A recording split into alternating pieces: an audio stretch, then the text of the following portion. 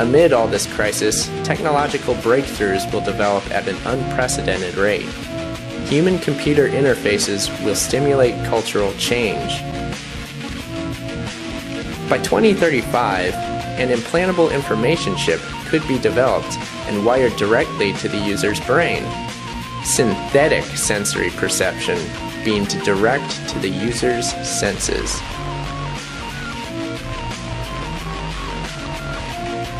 It is likely that the majority of the global population will find it difficult to turn the outside world off.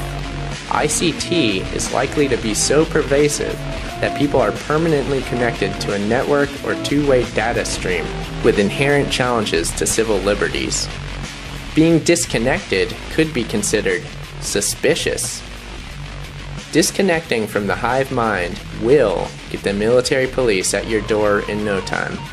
Presumably at this point, they will be super soldiers. So if you're lucky, they'll drag you off to a forced labor camp as opposed to simply just bashing your brains in. What kind of class structure will exist in this nightmare world? A small, super rich elite and a substantial underclass of slum and subsistence dwellers. Where are those techno-progressives when you need them? A more permissive R&D environment could accelerate the decline of ethical constraints and restraints. The speed of technological and cultural change could overwhelm society's ability to absorb the ethical implications. The nearest approximation to an ethical framework could become a form of secular utilitarianism in an otherwise amoral scientific culture. The ultimate form of social Darwinism will be welcomed at long last. Galden's religion will reign supreme as the younger generations make eugenics a normal part of their life. Declining youth populations in Western societies could become increasingly dissatisfied with their economically burdensome baby boomer elders. This could lead to a civic renaissance with strict penalties for those failing to fulfill their social obligations. It might also open the way to policies which permit euthanasia as a means to reduce the burden of care for the elderly. Julian Huxley couldn't have said it better himself, but let's not forget Julian's brother, Aldous Huxley, author of Doors of Perception and A Brave New World. In 1962, he gave a lecture at the UC Berkeley, in which he clearly laid out the vision of this planned future society.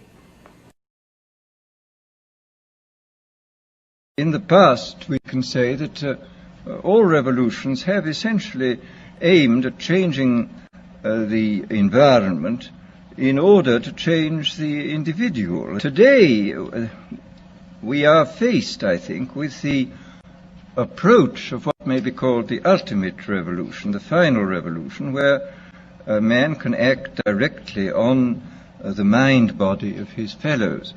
The nature of the ultimate revolution with which we are now faced is precisely this, that we are in process of developing a whole series of techniques which will enable the controlling oligarchy, who have always existed and presumably always will exist, to get people actually to love their servitude. This is seems to me the ultimate in malevolent revolution, shall we say.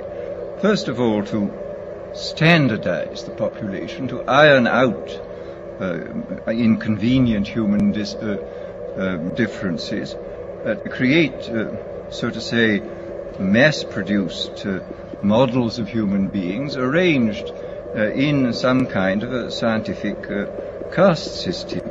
A number of the predictions which were purely fantastic when I made them 30 years ago have come true or seem in process of coming true, not through terror, but through making life seem much more enjoyable than it normally does.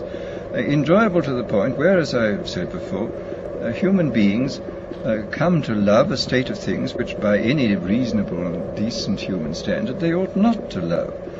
And this, I think, is perfectly possible. One of the more recent developments in the sphere of of neurology, the implantation of electrodes in the brain. This, of course, has been done on a large scale. The behavior of rats with electrodes planted in different centers. The technique was that they had a bar which they pressed and which stimulated this pleasure center, which was evidently absolutely ecstatic, because these rats were pressing the bar 18,000 times a day. Apparently, if you kept them from pressing the bar for a day, they would press the bar 36,000 times on the following day and would fall till they fell down in complete exhaustion. And they would neither eat nor be interested in the opposite sex and would just go on pressing this bar.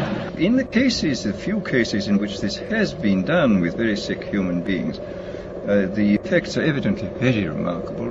These people were suffering from the uncontrollable depression, and they'd had the electrodes inserted into something resembling, evidently, the pleasure center of the rat. When they felt too bad, they just pressed a button on the battery in their pocket, and he said the result was fantastic. The sort of things that might happen. I mean, what might happen if these fantastically powerful techniques were used by unscrupulous people in authority? What on earth would happen? What sort of society would we get?